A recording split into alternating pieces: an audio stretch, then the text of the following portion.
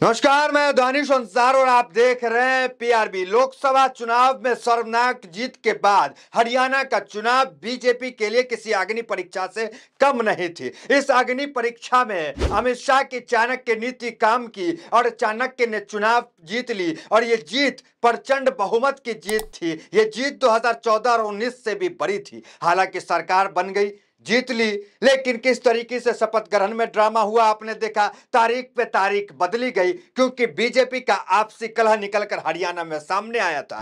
तीन तीन चेहरे सीएम की रेस में थे। राव इंद्रजीत सीएम की रेस में थे, उसके बाद नायब सिंह सैनी दिल्ली की पसंद थे, पहले भी सीएम थे और अभी भी सीएम की रेस में थे, और तीसरा नाम अनिल विज का था। ये तीनों सीएम की रेस में थे, लेकिन अमित शाह की हरियाणा में लैंडिंग ने इन तमाम खाई को पाट दिया। लगा था कि सब कुछ ठीक हो गया। बीजेपी किस तरीके से झूल रही है जरा देखिए आप। एक तरफ कांग्रेस जो है वो चुनाव प्रणाली पे सवाल उठा रही है, कांग्रेस जो है सुप्रीम कोर्ट जाने की बात कर रही है, 20 सीट पे दोबारा चुनाव की बात कर रही है। उस बीच बीजेपी की मुश्किलें अब आपसी संगठन बीजेपी में ही कैसे बढ़ गई वो आपको बताने का काम करेंगे। अभी हरियाणा में मंत्रालय का विस्तार हुआ, हरियाणा में मंत्री बनाए गए बीजेपी के।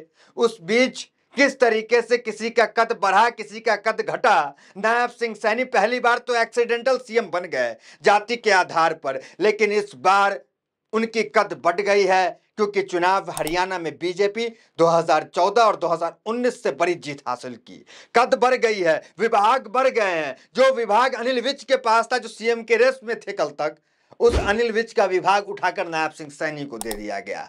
तो इस बीच ये खबर ये आ रही है कि अनिल विज नाराज हो सकते हैं, अनिल विज कोई बड़ा फैसला क्या ले सकते हैं। अभी अनिल विज की कोई प्रतिक्रिया नहीं आई है, मामला अभी का है। जो गृह विभाग अनिल विज को दिया गया था वो विभाग नायब सिंह सैनी के पास चला गया। कुल मिलाकर कहें तो अनिल विज का कद घट गया है।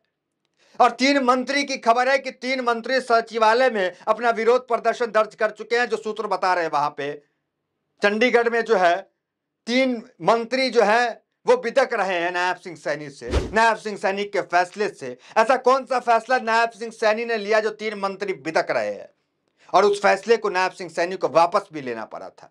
पराली का मामला क्या है, किसान के अरेस्टिंग का मामला क्या है, बीजेपी किस तरह से जो है वो घिर रही है, वो आपको बताने का काम करेंगे। सीधा चले आइए, पहले मंत्रालय विस्तार पे बात करेंगे। कद किसका बढ़ा, किसका घटा, किसको कौन सा मंत्रालय मिला, सब बात करेंगे। देखिए, हरियाणा सरकार गठन के बाद पहले ही नियुक्ति पर बवाल। सीएम नायाब को आधी रात में वापस लेना पड़ा अपना फैसला।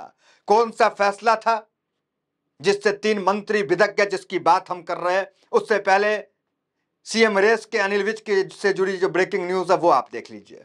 हरियाणा में मंत्रियों का विभाग का बंटवारा, सीएम सैनी ने गृह वित्त अपने पास रखे, विजय को परिवहन मंत्रालय। दूसरा हेडलाइंस देखिए अनिल विज को लेकर, गद्दावर नेता है, 1972 से बीजेपी के साथ जुड़े हुए हैं। नायब सिंह सैनी का इतिहास बहुत छोटा है, 2002 के आसपास जो है बीजेपी से जुड़े थे नायब सिंह सैनी। इतने गद्दावर नेता हैं, जाट समाज से आते हैं, लेकिन कद किस तरीके से घट गया इनका वो देख लीजिए आप। नायब सैनी सरकार में अनिल विज का नहीं रहा पहले जैसा कद। ये ब्रेकिंग न्यूज है, ये हिंदुस्तान अखबार का।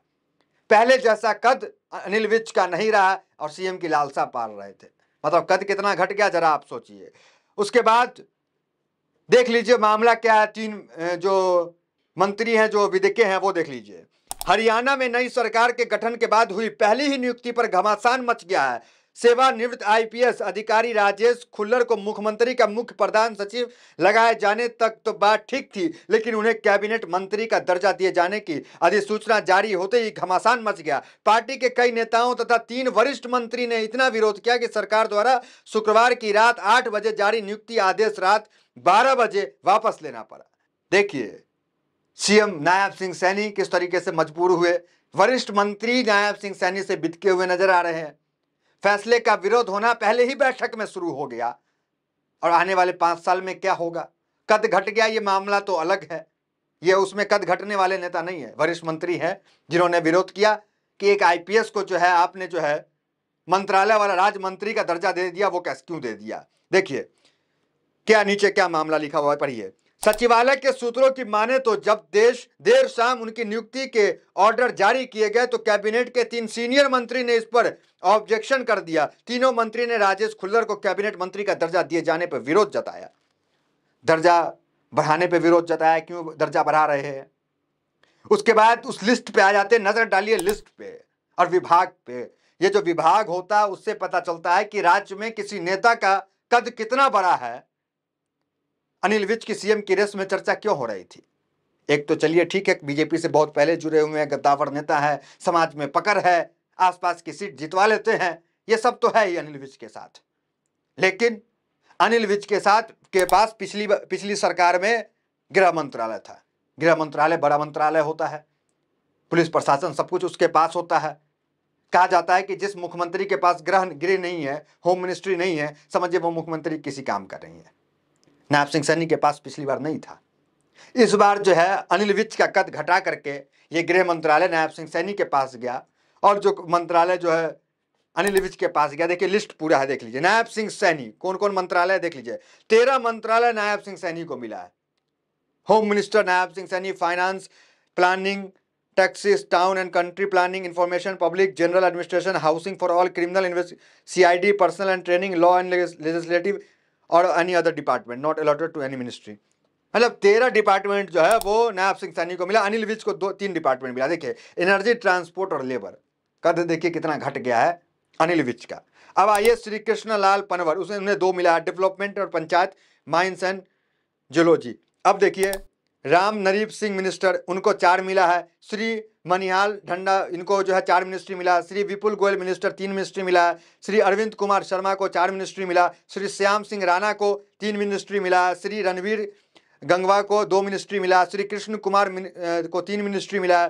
श्रीमती श्रुति चौधरी को 2 मिनिस्ट्री। श्री आरती सिंह राव को 3 मिनिस्ट्री। श्री राजेश नगर को 2 मिनिस्ट्री। श्री गौरव गौतम को 3 मिनिस्ट्री। ये तमाम मिनिस्ट्री का लिस्ट है जिसे जो है मंत्रालय आवंटित किया गया है हरियाणा सरकार में। तो कुल मिलाकर के ये जो कद घटने की बात हुई, ये अभी की खबर है, प्रतिक्रिया आनी बाकी है, इसका इंतजार कीजिए। क्योंकि अनिल विज लगातार खुले मंचों से कहते रहे हैं कि हमें सीएम बनाया जाए और हम जो है हरियाणा को नंबर 1 प्रदेश बनाने का काम करेंगे। दूसरे राव इंद्रजीत खुले मंच से कहते रहे हैं कि हमने 11 में से 10 सीट जो है आपको जितवा के दिए, हर बार हरियाणा में सरकार हम बना के देते हैं आपको, और इस बार जो है जो यादव बेल्ट है, अहिर बेल्ट है, उससे सीएम होना चाहिए। राव इंद्रजीत का ये मांग था। लेकिन अमित शाह की एंट्री और ये तीनों सीएम के चेहरे मान जाते हैं। अब बीजेपी की मुश्किलें हम क्यों कह रहे हैं कि एक तरफ तो संगठन और सरकार की मामला है ही, संगठन में लोग आपस में एक दूसरे से नाराज चल रहे हैं, कद बढ़ने घटने का मामला फिर आ गया तो फिर कई नई चीजें निकल के आ जाएगी। दूसरी तरफ दूसरा पहलू भी देख लीजिए हरियाणा का, 20 सीट पे दोबारा चुनाव मामला, कांग्रेस ने चुनाव आयोग को कहा, मामला याचिका सुप्रीम कोर्ट में दायर हुआ, मामला सुप्रीम कोर्ट के वकील जंतर मंतर पे धरना प्रदर्शन कर रहे हैं, एलन मस्क का बयान आ जाना, इतने बड़े टेक्नोक्रेट है।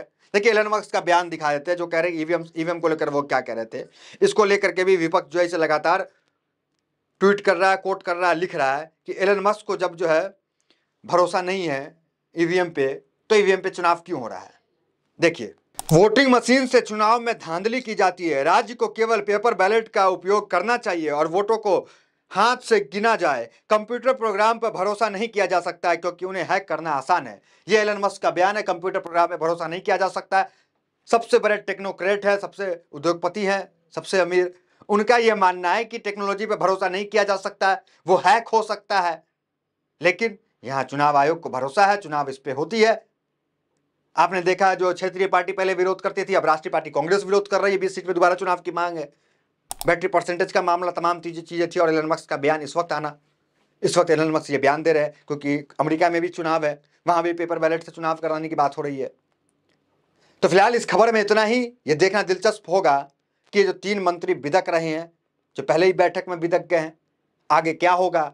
कद जो घटा है अनिल विज का, ये क्या कदम उठाएंगे, ये भी देखना दिलचस्प होगा। क्या चाणक्य अमित शाह जो है इस खाई को पाट पाएंगे, नहीं पाट पाएंगे, ये भी देखना दिलचस्प होगा। तो फिलहाल इस खबर में इतना ही। मिलता है वीडियो से हमारे साथ। बहुत बहुत धन्यवाद।